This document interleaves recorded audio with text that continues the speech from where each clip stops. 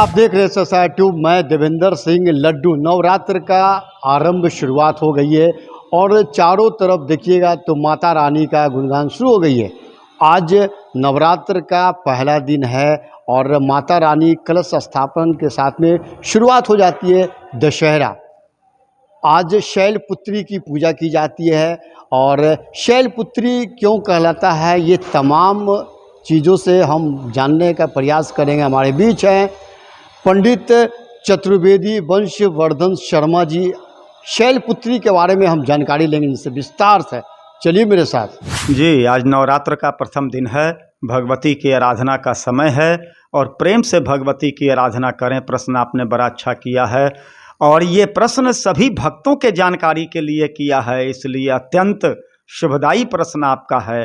प्रथम दिन हम लोग भगवती के बालपन के स्वरूप की पूजा करते हैं और इसीलिए भगवती को शैलपुत्री कहते हैं। शैलपुत्री कहने के पीछे कारण क्या है?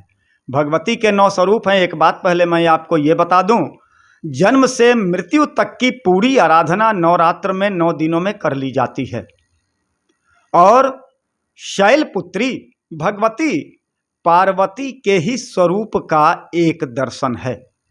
पार्वती ही नवदुर्गा की अधिष्ठात्री देवी हैं। पार्वती ने ही समय समय पर अलग अलग स्वरूप धारण किया है। पार्वती हिमवान की पुत्री हैं, हिमालय की पुत्री हैं। हिमालय जिसे शैलों का, पहाड़ों का वर कहा जाता है। शैलवर पर्वतों में सर्वस्व ऊंचा है, इससे ऊंचा दूसरा कोई पर्वत नहीं है और इनकी कन्या होने के कारण शैलपुत्री हैं। इनके बाल स्वरूप का पूजन किया जाता है। और दूसरी बात यह बता दें, नवरात्र प्रकृति के परिवर्तन का समय होता है। 2 नवरात्र सामान्यतया सब लोग जानते हैं, चैत्र नवरात्र और अश्विन नवरात्र, जिसको चैत्र में वसंत नवरात्र और अश्विन वाले को शरद नवरात्र कहते हैं।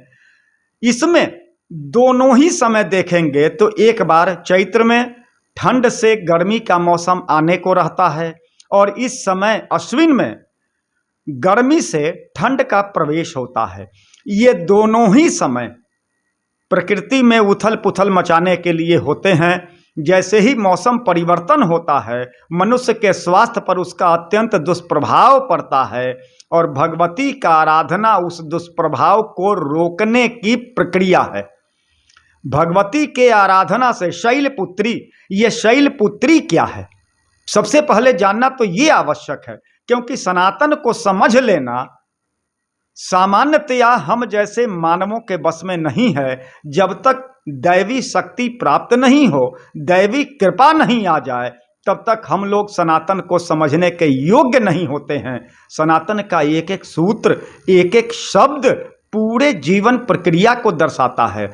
शैलपुत्री कहने का मतलब यह है कि आप पर्वत की पूजा करें, वनस्पति की पूजा करें। वनस्पति के जितने करीब रहेंगे उतने ही आपकी जीवन धारा बड़े अच्छे ढंग से, सुचारू ढंग से चलती रहेगी और प्रकृति से जितने दूर हो जाएंगे उतनी ही जीवन प्रक्रिया कठिन हो जाएगी और जीवन प्रक्रिया को सुगम बनाने की क्रिया शैलपुत्री के द्वारा प्राप्त होता है। शैलपुत्री जड़ी का नाम है और शैल जड़ी को घिस करके पीने से मनुष्य को आने वाले मौसम के परिवर्तन से जो बाधा स्वास्थ्य संबंधी हो सकता है वह रुक जाता है। इसीलिए शैलपुत्री का पूजन प्रथम दिन किया जाता है और सभी भक्तों से निवेदन करना चाहूँगा कि बड़े प्रेम पूर्वक भगवती का पूजन करें, शैलपुत्री का पूजन करें। प्रथम दिन, आज का दिन भगवती को मनाने का दिन है और जिस तरह से बच्चों से प्यार किया जाता है वैसे ही माता से अगर आप स्नेह जोड़ेंगे तो आपको अपने बच्चे की तरह हृदय से लगाएगी और हृदय से लगा करके अमृत पान कराएगी। इसीलिए प्रेम पूर्वक शैलपुत्री का पूजन करें, प्रकृति के नज़दीक जाएं, वनस्पति को नष्ट करने का प्रयास नहीं करें। यदि आपके द्वारा कहीं भी वनस्पति को परेशानी होती है, कहीं भी प्रकृति को नुकसान होता है, तो शैलपुत्री को पूजने में बाधा उत्पन्न होती है। आप शैलपुत्री के उपासक नहीं हो सकते हैं, इसीलिए प्रेम से शैलपुत्री की पूजा करें, प्रकृति को मनाएं और प्रकृति के साथ खो जाएं, इसी आनंद में रम जाएं। यही भगवती की कृपा है, यही भगवती का पूजन है और यही आनंद है। सब लोग आनंद मग्न हो जाएं और माता जी की आराधना में लगें। जय माता दी।